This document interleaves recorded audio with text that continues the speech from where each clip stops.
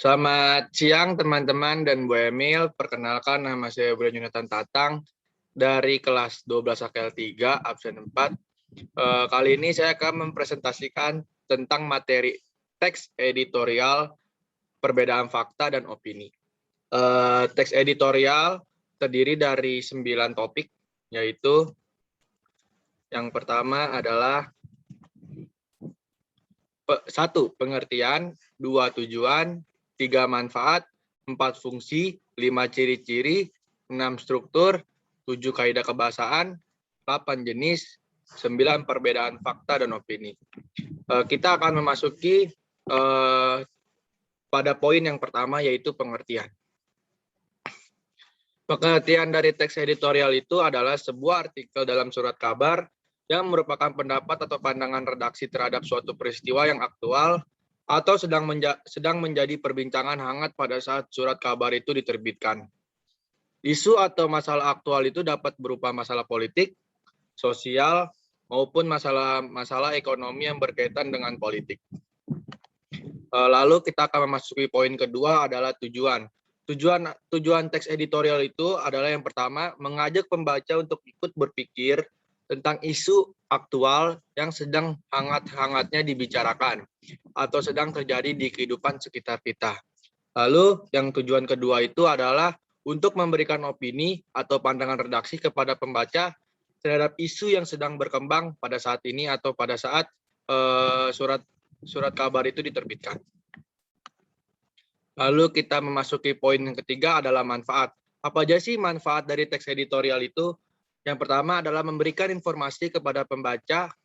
Yang kedua adalah bermanfaat untuk merangsang pemikiran pembaca.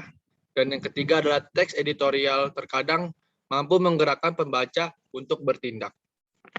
Lalu pada poin yang keempat kita lanjut, yaitu fungsi. Apa aja sih fungsi dari teks editorial itu? Yang pertama adalah fungsi tajuk rencana umumnya menjelaskan berita dan akibatnya pada masyarakat. Lalu yang kedua memberi latar belakang dari kaitan berita tersebut dengan kenyataan sosial dan faktor yang mempengaruhi dengan lebih menyeluruh. Yang ketiga adalah terkadang ada analisis kondisi yang berfungsi untuk mempersiapkan masyarakat akan kemungkinan yang bisa terjadi. Lalu yang keempat adalah meneruskan penilaian moral mengenai berita tersebut. Lalu pada poin yang kelima adalah ciri-ciri. Teks editorial pasti memiliki ciri-ciri kan. Apa aja sih ciri-ciri teks editorial itu? Yang pertama adalah topik tulisan teks editorial selalu hangat atau sedang berkembang dan dibicarakan secara luas oleh masyarakat. Bersifat aktual dan faktual. Lalu yang kedua adalah teks editorial bersifat sistematis dan logis. Lalu yang ketiga adalah teks editorial merupakan sebuah opini atau pendapat yang bersifat argumentatif. Dan yang keempat, yang terakhir adalah teks editorial menarik untuk dibaca karena ditulis dengan menggunakan kalimat yang singkat, padat, dan jelas. Lalu kita akan memasuki poin yang keenam adalah struktur. Apa aja sih struktur teks editorial itu? Yang terdiri dari adalah yang pertama adalah pernyataan pendapat atau tesis. Bagian ini yang berisi sudut pandang penulis tentang masalah yang dibahas. Biasanya berisi sebuah teori yang akan diperkuat oleh argumen. Lalu yang kedua adalah argumentasi. Merupakan alasan atau bukti yang digunakan guna memperkuat pernyataan dalam tesis tersebut. Lalu yang ketiga adalah pernyataan atau penegasan ulang atau pendapat atau reiteration yang merupakan bagian yang berisi penegasan ulang pendapat yang didukung oleh fakta di bagian argumentasi guna memperkuat atau menegaskan. Lalu kita memasuki poin yang ketujuh adalah kaidah kebahasaan. Yaitu yang pertama adalah adverbia yang bertujuan agar pembaca meyakini teks yang dibahas dengan menggunakan kata keterangan seperti yang selalu, sering, biasanya, kadang-kadang, jarang, dan lain sebagainya. Yang kedua adalah konjungsi, yaitu kata penghubung pada teks seperti bahkan dan lain sebagainya. Lalu verba material, yaitu verba yang menunjukkan perbuatan fisik atau peristiwa. Lalu yang keempat itu verba rasional, yaitu verba yang menunjukkan hubungan intensitas atau pengertian B adalah C dan milik mengandung pengertian B memiliki C. Lalu yang kelima adalah verba mental atau verba mental, yaitu verba yang menunjukkan persepsi melihat, dan lainnya. Afeksi atau khawatir, dan lainnya. Dan kognisi atau mengerti, dan lainnya. Lanjut, kita akan memasuki poin yang ke-8, yaitu jenis. Apa aja sih jenis-jenis teks editorial itu? Yang pertama adalah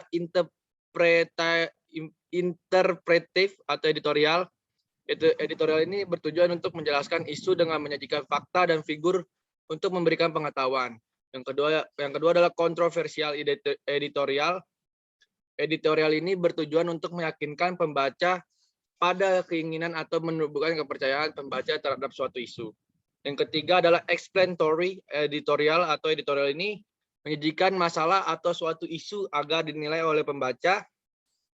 Biasanya teks editorial ini bertujuan untuk mengidentifikasi suatu masalah dan membuka mata masyarakat untuk memperhatikan suatu isu.